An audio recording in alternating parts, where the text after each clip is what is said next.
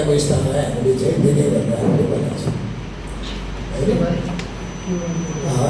अब यो नगरपालिकाको स्थानलाई हामीले दिने भनेको हुनाले त्यो मलाई लाग्छ समाज सडकको धेरै समस्या समाधान अहिले नगरपालिकादेखि हामी हाम्रो अफिसियल हाम्रो कर्मचारीहरूको हाम्रो अफिसको गाडीहरूलाई कसरी म्यानेज गर्ने हामी आफ्नो ढङ्गले बरु म्यानेज गरौँला।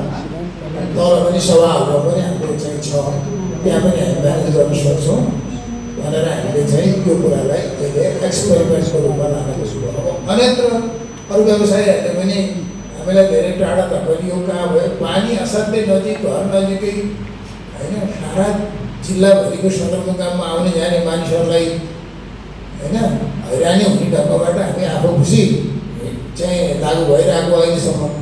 अब यसलाई अलिकति चाहिँ व्यवस्थित गरौँ भन्ने हाम्रो प्रयत्न हो। त्यो पनि 15 दिन प्रयोगको लागि भन्ने हाम्रो अनुरोध।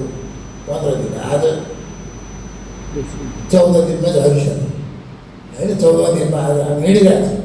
त्यसो भएको हुनाले यो विषयमा तपाईँहरूको चाहिँ केही राय छ, पोजिटिभ राय, सकारात्मक राय। यहाँ हारजितको कुरा छैन, व्यक्तिगत मलाई फाइदा हुने, सुरेशहरूलाई फाइदा हुने केही पनि कुरा छैन। आम बजारवासी नागरिकहरूलाई आवागमनमा सुगमता गरौँ, सहज गरौँ भन्ने मात्रै हाम्रो कुरा हो। व्यवसाय नै चौपट भयो। अब घरको मोटरसाइकल दिनभरि त्यहाँ राखेर अनि त्यो व्यवसाय चल्छ भन्ने कुरा हो। व्यवसायको गुणस्तर, व्यवसायको सेवा प्रवाह, त्यसले दिने सामग्री, त्यसले ग्राहकहरूलाई दिएको प्रभावले आफ्नो व्यवसाय चल्ने नचल्ने भन्ने कुराको अर्थ राख्छ। मेरो भनाइ चाहिँ त्यो छ। गाडी पार्किङ गरेर मात्रै हुँदैन, अब आउने ग्राहकहरूलाई कसरी व्यवस्थापन गर्ने भन्ने चाहिँ सन्दर्भको कुराहरू जुन हुन्छ त्यो हाम्रो ठाउँमा छँदैछ होइन। त्यसो भएर चाहिँ त्यो गाडीहरू पार्किङ गरेर मात्रै व्यवसाय चल्छ भन्ने कुरो छैन। ग्राहकहरूलाई कसरी हामीले व्यवस्थापन गर्न सक्छौँ, जो आएर सामग्री खरिद गर्न चाहन्छ उसले आफ्नो चाहिँ 1 से 10, 5 मिनट 15 मिनटलाई त्यसलाई कसरी व्यवस्थापन गर्ने भन्दा सभा सडकको हकमा हामीले चाहिँ नगरपालिकाको यो कम्पाउन्डभित्रकै प्रयोग गरेर कसरी गर्न सक्छ त्यो कुरालाई अनुरोध गरिरहेका छौँ। त्यसो भएको हुनाले चाहिँ मैले यही कुरा यहाँ सबैलाई भनेर यो 15 दिन हामीले एक्सपेरिमेन्टको जुन समय दिएका छौँ यसमा चाहिँ 15 दिनपछि के सुधार गर्न सकिन्छ, हामीले के अप्ठ्यारो गर्ने हो, अप्ठ्यारोलाई समाधान गर्नुपर्ने हो, यो कुरालाई चाहिँ हेरौँ भन्ने हाम्रो उद्देश्य हो। यो पहिलो आज पनि हामी बसेको यो 15 दिन परीक्षण भनेको छ।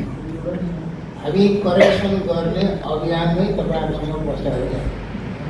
हिजो म बिदाको दिन थियो, म एक्लै थिएँ, सुरेश साहब, एसपी साहबहरू पनि हुनुहुन्छ, हाम्रो अफिसको साथीहरू पनि हुनुहुन्छ, जनप्रतिनिधि साथीहरूलाई बोलाएर भोलि छलफल गर्छु भनेर।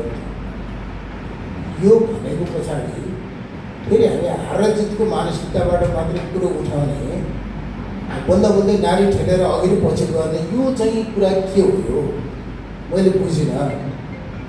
यसरी नगरौँ न, हामी समाधान कसरी गर्छ, सहजीकरण कसरी हुन्छ भन्ने हिसाबले त हामी बार बार बसिरहेको छौँ तपाईँहरूसँग।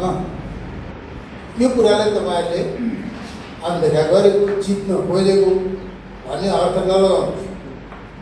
आग्रह पूर्वाग्रहबाट माथि उठ्नु साथीहरू, म त्यो अनुरोध गर्न चाहन्छु।